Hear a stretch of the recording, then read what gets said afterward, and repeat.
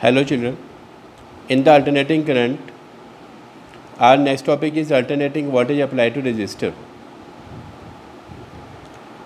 Let the voltage is connected to a resistor, then it is known as resistive circuit. We know the relation V is equal to V naught sin omega t. This is equation number first. According to Ohm's law, we know I is equal to V by R. We can put the value of V, that is V naught sin omega t upon R. According to Ohm's law, V naught upon R, that is equals to I naught. So in the place of V naught upon R, we can write I naught. So I is equal to I naught sin omega t. It will be equation number second. From the equation first and second, we can say this is instantaneous voltage, instantaneous current, maximum voltage, maximum current. This is omega t and this is omega t. So the phase difference between the equation number first and second for the voltage and current, that is 0.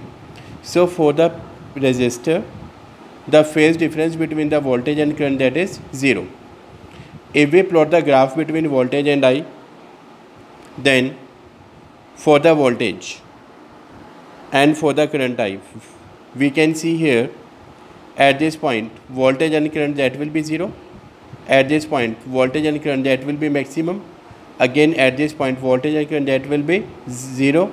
At this point voltage and current, that will be maximum. Again at this point voltage and current, that will be 0, because they have the phase difference 0. So they have maximum or minimum value at the same time.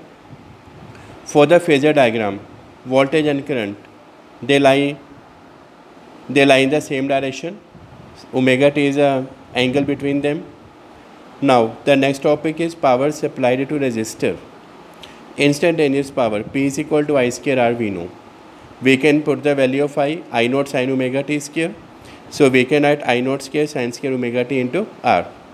Now we can calculate the average power. For the relation average power, 1 by t 0 to t pi into dt. Put the value of pi I naught square sin square omega t R into dt.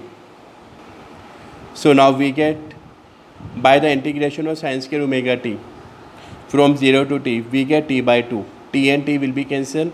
So we get I naught square by 2 into R.